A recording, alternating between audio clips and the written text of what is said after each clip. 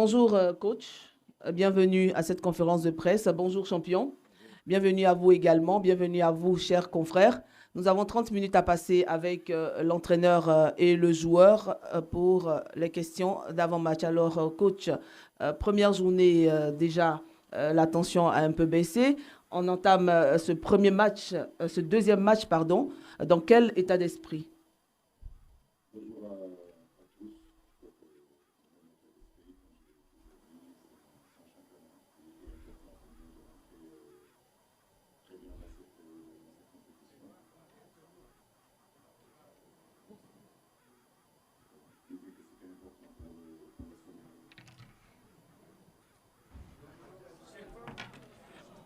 Ça vous cache? Le son, c'est ici, le son. Allez-y, coach. Donc je disais que c'était important de rentrer dans une compétition comme ça avec une victoire. Ça donne un sens à notre métier, ça encourage nos joueurs et nous aussi pour ce deuxième match-là, on est prêts. Nous savons que c'est un autre style de match avec une équipe qui a d'autres caractéristiques que la Gambie. Mais j'ai envie de dire qu'on l'a bien préparé. Voilà, ça a été court, mais on l'a bien préparé. Question? Le micro ici, à la dame.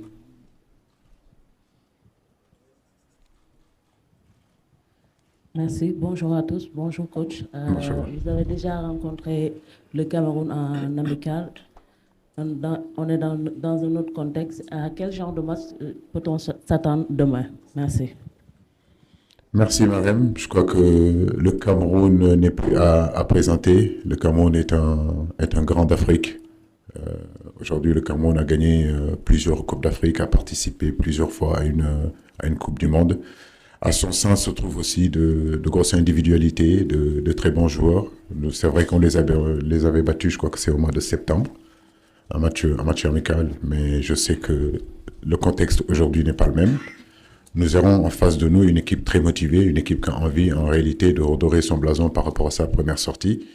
C'est pour cela que je vous dis que ça sera un autre contexte, mais comme je dis, nous aussi on est bien préparés. Nous allons vers un match très important pour nous.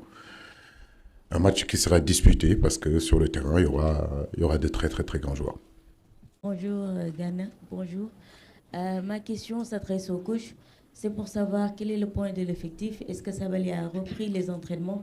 Est-ce que Moussa Niakhaté se porte bien? Merci. On fera le point cet après-midi. Effectivement, on a Youssouf Sabali qui a repris la course. Ça, c'est une très bonne nouvelle. Idrissa, comme vous le voyez, il est là. Nampalis est là. Balo Touré a repris les entraînements. Pape Matarsa aussi.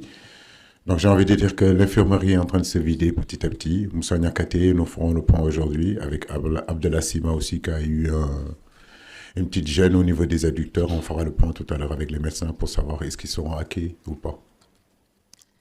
Bonjour coach, c'est Nyanya Djoufnian de Des Sports TV. Avec le retour de Nampalis Mendy, Idrissa Gana Gueye et Pamatarsar, est-ce que nous pouvons vraiment s'attendre à une nouvelle configuration dans l'entrejeu? Merci. C'est ce que je disais à nos joueurs aujourd'hui. On a constitué un groupe compétitif où chacun... Pardon. Je disais qu'on a constitué un groupe quand même assez compétitif. Merci de vous calmer, s'il vous plaît. Ça va aller. On a constitué un groupe assez compétitif qui constitue de 27 joueurs. Je suis conscient aujourd'hui que dans ce groupe-là, tout le monde peut jouer. J'ai envie de dire que c'est une aubaine pour un entraîneur d'avoir à sa disposition autant de qualité. Maintenant, comme je l'ai dit, c'est 11 joueurs qui seront sur le terrain et que d'autres rentreront. C'est l'état d'esprit de cette équipe-là, comme vous l'avez vu lors de la première rencontre. Voilà, ceux qui ont commencé, d'autres sont rentrés pour terminer le travail. C'est cette solidarité que je veux dans cette équipe-là, en réalité. Donc, peu importe qui commence, ce qui est important, c'est qu'ils commencent, donnent le maximum qu'ils doivent donner et que ce qu'ils doivent rentrer pour terminer le match, le font. Voilà, Manko Tindamli, on est ensemble. Bonjour tout le monde, particulièrement nos confrères consoeurs camerounais. Bon, allez au coach. J'ai fait un constat sur l'animation de l'attaque ou la ligne offensive de l'équipe du Sénégal qui a manqué de réalisme lors du match contre la Gambie. Est-ce qu'on peut s'attendre des changements à ces postes ou vous allez reconduire la même attaque devant? Merci, c'est Aziz Diop, CD TV et Africa 7. Merci. Vous parlez de manque d'efficacité. On a marqué 3 buts, quoi. On a marqué 3 buts. Non, on a marqué 3 buts. Comment vous pouvez me dire sur un match qu'on a marqué 3 buts qu'on manque de réalisme? Ok. Ok, donc... ouais. Ok. Ok. Non, moi je pense que si demain on marque 3 buts, je prends. Croyez-moi. Maintenant, c'est vrai que oui, on se procure aussi des occasions. Chaque entraîneur, chaque équipe aimerait marquer beaucoup plus de buts. Mais je le dis et je le répète, notre équipe ne manque pas d'efficacité. Maintenant que vous me dites individuellement, peut-être qu'on a des attaquants qui étaient prolifiques il y a quelque temps, aujourd'hui ils ne le sont moins. Mais l'équipe dans son ensemble marque des buts. Donc je l'ai dit lors des dernières éliminatoires de la CAN ici en Côte d'Ivoire, en 6 matchs, le Sénégal a marqué quand même 17 buts ou 18 buts. Donc on ne peut pas nous parler d'inefficacité. Maintenant, c'est vrai que par rapport au ratio d'occasions qu'on se crée, oui, on a envie que notre équipe marque plus et puis que nos attaquants marquent plus pour justement qu'ils aient cette confiance-là de buteur. Mais l'équipe ne manque pas d'efficacité. Parce que vous marquez 3 buts à la CAN, c'est pas... Les premières journées, vous voyez à quel point c'est difficile de marquer des buts. Merci. Voilà. Bonjour tout le monde, merci beaucoup. Ma question va s'adresser à Idrissa Gana Gueye. Malheureusement, il ne me voit pas avec le truc que je suis là. Donc, dans le passé, le Sénégal a toujours eu des difficultés avec le Cameroun en phase finale de Coupe d'Afrique. 92, 2002 d'abord, 92 et 2017. Vous, en tant que joueur, comment comptez-vous vraiment, véritablement aborder ce match pour en sortir victorieux? Merci. Comme on a abordé le dernier match, c'est-à-dire bien se concentrer, respecter les consignes du coach, jouer les matchs à 200%, ne pas calculer l'adversaire, surtout se concentrer, nous, ce que le coach va nous demander de faire, parce que lui et son staff ont bien étudié cette équipe camerounaise, et je pense qu'ils ont les clés aujourd'hui pour nous faire gagner ce match. Donc si on fait ce qu'il faut, si on joue à notre niveau tous, le match se passera bien et on gagnera ce match-là, Inch'Allah. Bonjour. Emmanuel Baranguet pour l'agence France Presse. Une question pour vous, Aliou, s'il vous plaît. Dans le prolongement de la question de mon confrère, le Cameroun est un de vos vieux adversaires contre qui vous n'avez pas toujours eu de la réussite, mais vous venez de les battre en amical, même si l'amical, ce n'est pas la compétition. C'est vous, les champions d'Afrique en titre. Il me semble que votre équipe est plus forte que le Cameroun aujourd'hui, sur le papier. Est-ce que vous vous dites que les courbes sont en train de s'inverser entre le Sénégal et le Cameroun, historiquement? Il ne faut pas non plus s'enflammer, ça reste un match amical au mois de septembre. Un match amical plein d'enseignements, effectivement. Aujourd'hui, le football sénégalais est en pleine émergence, j'ai envie de dire, dans toutes les catégories, y compris l'équipe A du Sénégal. Le Cameroun reste le Cameroun. C'est une bête de compétition, on le sait. Il ne faut jamais enterrer les Camerounais parce qu'ils sont capables de se relever tout le temps. Avec le temps, on a vu qu'ils étaient capables de lever des défis. Le Sénégal a grandi, a acquis beaucoup d'expérience de compétition en compétition, de sortie en sortie. Nous avons quand même acquis beaucoup de vécu et beaucoup d'expérience. Ces compétitions, ces genres de matchs, nous avons toujours eu la possibilité de bien les préparer. On l'a bien préparé et le match contre la Gambie, il y a eu beaucoup de choses qu'on a fait de très bien et j'ai envie de dire des choses aussi pas bien faites.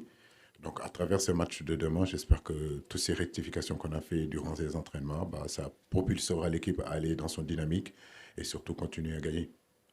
Merci. Bonjour Aliou, bonjour Ghana, Emmanuel Robert Marob, Mediasport Info, Douala Cameroun, 481 Canal Sat. Ma question à Aliou, évidemment. Aliou, demain on est le 19 janvier. Et vous avez souvenance que le 19 janvier 92, au stade de l'Amitié Qatar, lors de la 18e édition de la CAN, le Cameroun prenait le dessus en quart de finale sur le Sénégal, à Dakar, qui puisait, but des Bangais, 89e minute. Demain on est le 19. figurez-vous, 32 ans après, vous avez battu le Cameroun en amical, mais n'êtes-vous pas, en toute honnêteté, appréhensif à l'idée de rencontrer les quintuples champions d'Afrique, ou bien vous vous dites que vous êtes venu là pour succéder justement à vous-même, pour faire comme le Cameroun en 2000 et en 2002? Merci. Vous savez, nous, au Sénégal, on est un peuple qui ne parle pas beaucoup, un peuple très humble. Donc, comme je l'ai dit, le Cameroun, vous êtes le continent, on vous connaît. Hein, les hommes du bois. Non, c'est ce que je disais tout à l'heure. On connaît le Cameroun. On a énormément de respect pour le Cameroun. Maintenant, comme je l'ai dit, les générations se suivent et ne se ressemblent pas. En 92, il était à peine né. Donc, c'est une autre génération. Il ne se rappelle pas de ça. Moi, je suis encore jeune. Maintenant, comme je l'ai dit, voilà. Donc, demain, on verra. Pas besoin de beaucoup parler. Le match n'est pas loin. 24 heures, c'est bientôt. Salut, allô. Georges Mimbé, par ici, allô. Merci, vous avez dit tout à l'heure le compte. Alors, je me présente Georges Mimbé, journaliste RSI camerounais. Vous avez dit que le contexte du match de demain, il est différent. Qu'est-ce qui est difficile dans la préparation de ce match? Est-ce que c'est le résultat du Cameroun et dans l'aspect technico-tactique, ou c'est beaucoup plus sur le plan mental? Qu'est-ce qui est vraiment compliqué dans la préparation de ce match quand on est un sélectionneur comme vous? Merci. En tout, je crois qu'une compétition se prépare sur plusieurs aspects et un match aussi se prépare sur plusieurs aspects. J'ai envie de dire que vous avez énuméré deux aspects qui sont aujourd'hui tactiques, mais j'ai envie de dire que c'est aussi l'aspect athlétique, parce que c'est le deuxième match où les organismes, durant le premier match, ont été vraiment mis à rude épreuve. Il y a aussi le côté mental, effectivement. Donc, le deuxième match, c'est toujours important. Soit vous perdez le premier match, vous avez le couteau sur la gorge sur le deuxième. Soit vous gagnez le premier match et que le deuxième devient quand même un match aussi important parce que ça devient un match de qualification directe. Nous sommes dans cette situation-là. Comme je le dis, nous sommes ensemble depuis quand même des années. Donc, ces situations-là, ces gros matchs-là, ces gros rendez-vous, le Sénégal... maintenant a l'habitude de les aborder. Donc nous aborderons ce match-là avec beaucoup de sérénité, avec toute l'humilité que le continent africain nous connaît, mais avec de la détermination et envie de continuer notre chemin.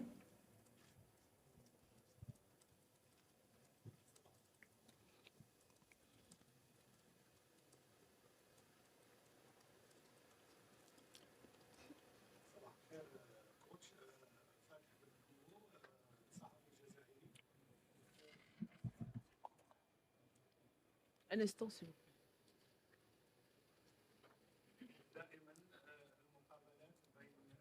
الكاميرون والسنغال تكون اكثر جديه وتكون عباره عن تحديات وتكون دائما المقابلات بين الكاميرون والسنغال تشهد تحديات كبيره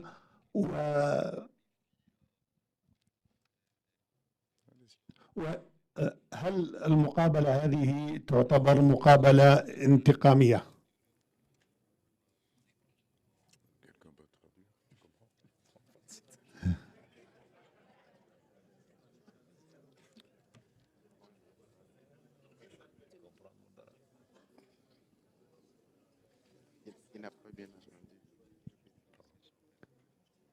Désolé, je n'ai pas compris. Il va traduire, pardon. دائما ما تكون المقابلة بين الكاميرون والسنغال مقابلات ندية وفيها تحديات كبيرة. هل تعتبر هذه المقابلة؟ Je crois que celui qui traduit ne comprend pas non plus. Donc ça va être compliqué. Vas-y. Est-ce qu'il y a un mode de revanche entre le Sénégal et le Cameroun? Voilà. Désolé, monsieur. Excusez-moi parce que voilà, on devrait quand même répondre à toutes les questions aussi correctement qu'en français, en anglais, qu'en arabe, qu'en wolof. Est-ce qu'il y a une forme de revanche? Non. Nous, on n'a jamais été revanchards, mais nous sommes conscients. Voilà. Conscients aussi que Cameroun-Sénégal, ça n'a jamais été des parties de plaisir. C'est deux grosses équipes, c'est deux grandes Afriques qui ont toujours fourni au continent africain de grands joueurs, de gros résultats, de grosses satisfactions. Aujourd'hui, le football nous réunit pour 90 minutes. Donc, non, on n'a pas cet esprit de revanche. Et puis, revanche de quoi? Je veux dire, oui, le Cameroun nous a battus en 2002 au Mali. Et on est allé gagner la CAN au continent. Bonjour coach. Bonjour coach, bonjour Idrissa Gana Gueye. Alors ma question va à l'endroit donc du coach. Peut-être que vous n'avez pas eu l'occasion de regarder tous les matchs de cette première journée, mais on a vu qu'il y a beaucoup de nations qui étaient classées parmi les favoris qui ont tremblé pour cette première journée. Heureusement pour le tenant du titre, le Sénégal et les demi-finalistes mondiaux, le Cameroun et le pays hôte, la Côte d'Ivoire, ont sauvé l'honneur, on va dire en quelque sorte. Est-ce que vous, cette victoire, avec la manière que vous avez eue face à la Gambie, vous donne plus de motivation pour atteindre vos objectifs pour cette 34e édition? Merci. C'est pour toi? Ah, c'est pour moi. Je n'ai même pas vu. Je pensais que c'était pour Idrissa.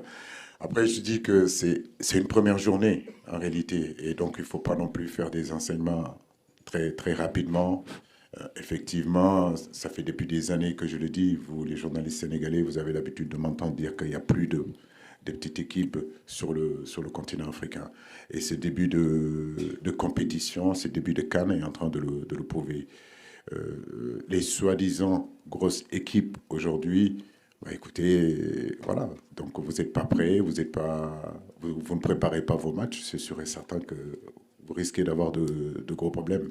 Mais je le dis, c'est le football africain qui y gagne. Aujourd'hui, partout sur le continent, bah, on voit des entraîneurs progresser, on voit des fédérations être de plus en plus organisées.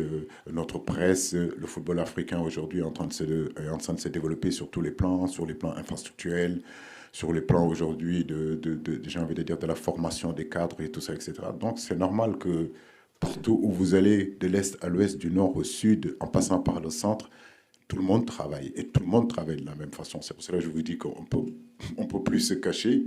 Et aujourd'hui, en ces débuts de CAN, on voit certaines réalités qui peut-être pour vous sembler des surprises, mais pas moi. Moi, je suis entraîneur ici depuis 8 ans. Et croyez-moi, j'ai fait toute l'Afrique. Et quand on va gagner ailleurs, les gens nous disent que vous avez gagné contre une petite équipe. Mais ils ne se rendent pas compte de toutes les difficultés et toutes les galères, excusez-moi de parler comme ça, qu'on vit là-bas. Donc maintenant, c'est plus voyant dans cette canne-là. Merci. Aimé Moukoko, Cam10 Télévision au Cameroun. Bonjour coach, bonjour aux joueurs Ghana. Ma question semble simple. Vous connaissez très bien la tanière des Lions indomptables. Quels sont pour vous les dangers les plus préoccupants dans votre préparation quand on sait que en face tout peut basculer avec le collectif de Rigobert Song? La question à Ghana ou au coach Aliou, les dangers permanents, vous connaissez bien ces joueurs à l'international. Pour vous, le danger se situe à quel niveau? Ghana ou le coach? Merci. C'est une bonne question pour le coach.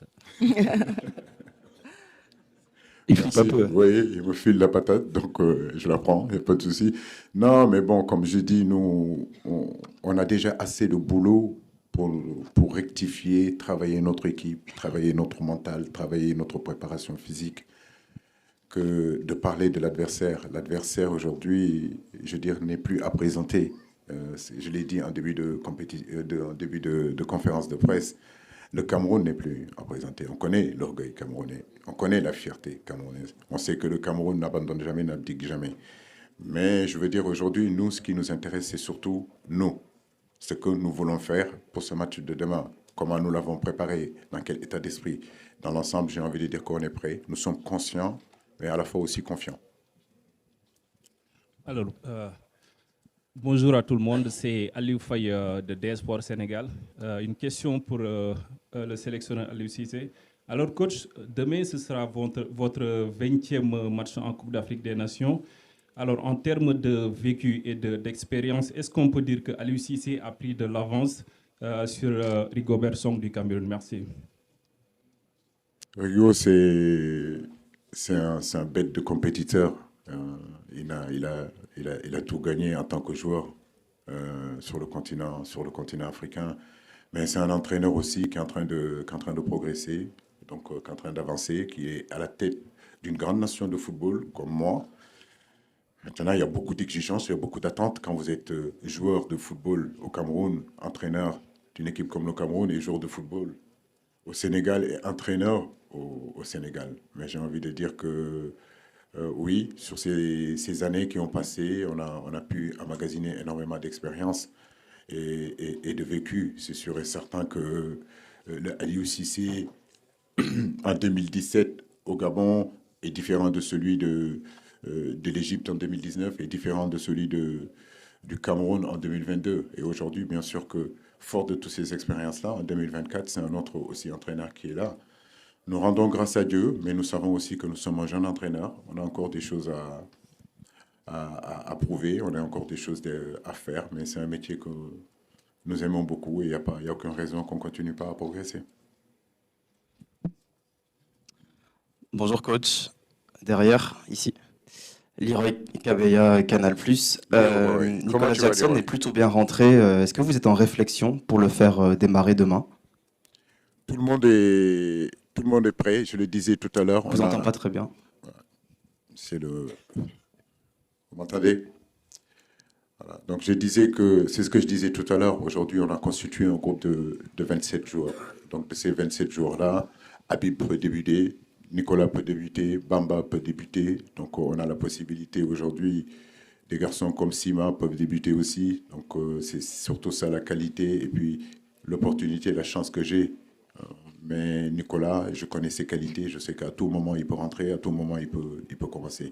Ce qui est important, c'est surtout que l'état d'esprit soit au rendez-vous, que les gens comprennent que celui qui débute, que celui qui ne débute pas a peu d'importance. Ce qui est important, c'est le Sénégal aille de l'avant. Ce qui est important, c'est que demain on gagne, peu importe qui a commencé ou qui a débuté sur le banc. Merci. Guy Bertin Sigué, camerounfoot.com, journal en ligne du Cameroun. Coach, vous êtes aujourd'hui une fierté de l'Afrique en matière d'entraînement et je tenais à vous en féliciter. Merci. Vous m'excuserez de poser une question un peu décalée compte tenu de votre statut. On a lu un peu partout que vous étiez à 6 mois sans salaire. Est-ce que le Sénégal a pu régler cette situation ou alors c'est un entraîneur qui a Merci de rester dans le match. Merci de rester dans le match. S'il vous plaît. Je me suis excusé. La règle, c'est de rester dans le match. Après, il y a les... Voilà. Je vous dis la règle. Et puis après, s'il veut répondre, il répondra. Mais la règle, en général, restons dans le match. Donc, je finis ma question en disant, est-ce que la situation a été réglée par votre pays ou alors c'est un entraîneur qui a faim, qui conduit le Sénégal à la Coupe d'Afrique des Nations?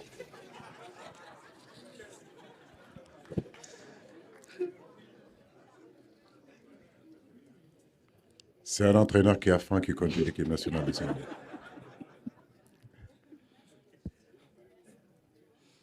C'est bon? Ok. Venez.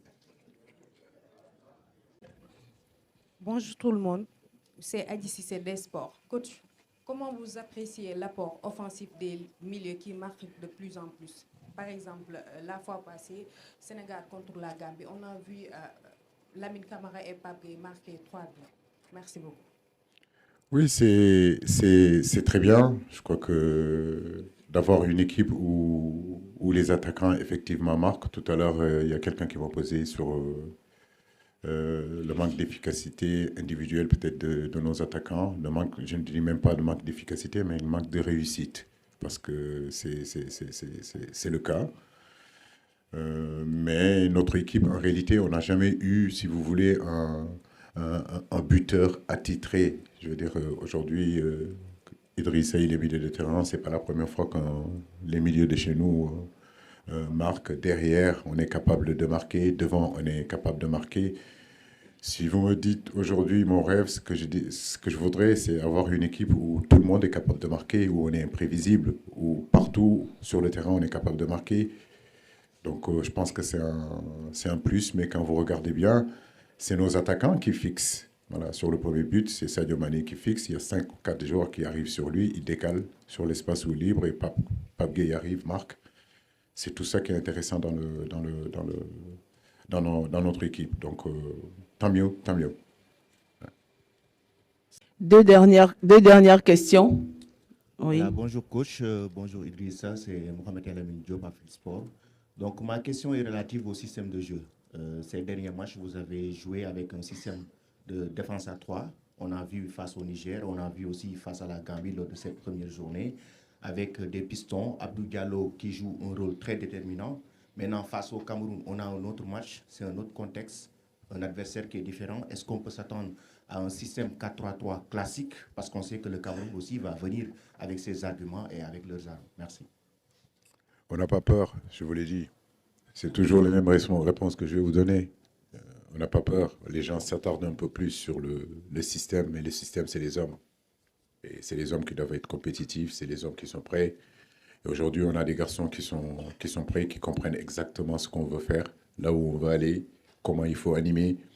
Après, on est à 24 heures du match, il est difficile de s'épanouir et de parler de système. Je crois que ce qui est important, c'est surtout que les garçons qui sont avec moi comprennent exactement, on discute énormément, ils savent ce que j'attends d'eux, la façon dont ils doivent jouer. Donc que ce soit un 4-3-3 classique, que ce soit comme vous le dites, à votre analyse à vous, hein. Vous dites qu'on joue à 5 derrière, mais on préfère vraiment pas s'épanouir sur ça parce qu'il y a l'adversaire qui est là et on garde pour nous. Mais ce qui est important, c'est surtout que les consignes que je donne, notre plan de jeu soit en réalité compris et respecté par tous et que chacun essaye en réalité de faire de son mieux pour justement que les systèmes qu'on met en place essayent de fonctionner. C'est surtout ça. Mais il n'y a pas un système avec certitude qui vous fera gagner. Sinon, je veux dire, on gagnerait tous.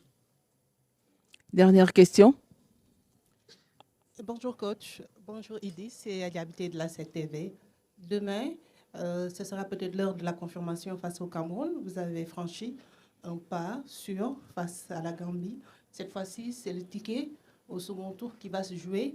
Est-ce que l'enjeu ne va pas tuer le jeu? Bonjour Adia, non, je ne crois pas, encore je le dis et je le répète encore, on ne pourra pas gagner si on ne joue pas. Ça c'est clair et net. Je veux dire, toute cette pression qui est là, toute cette animosité qui a toujours existé entre le Cameroun et le Sénégal, je le dis encore, pour gagner des matchs, il faut jouer. Voilà, donc l'enjeu ne peut pas l'emporter sur le jeu. Sinon, je pense qu'on passera à côté. Et nous, ce qu'on sait faire, c'est jouer. Donc, nous mettrons en place notre stratégie pour justement jouer au football. En réalité, être coupé et déconnecté en réalité de toute cette pression-là qui est autour de ce match-là. Encore, je le dis, notre vécu, notre expérience nous permet, si vous voulez, d'avoir cette sérénité-là. Et cette sérénité, nous l'avons. Et nous sommes focus tout simplement pendant 90 et 95 minutes. Après, on verra. Voilà, le présent, c'est ce qui est important. Il est 11h33, nous sommes en dépassement de 3 minutes. Nous allons permettre aux coachs et aux joueurs de se retirer. Merci beaucoup d'être venus à cette conférence de presse. Merci coach. Merci madame. Merci champion. Et puis on se retrouve bientôt. Prochaine conférence de presse, ça sera à 11h45.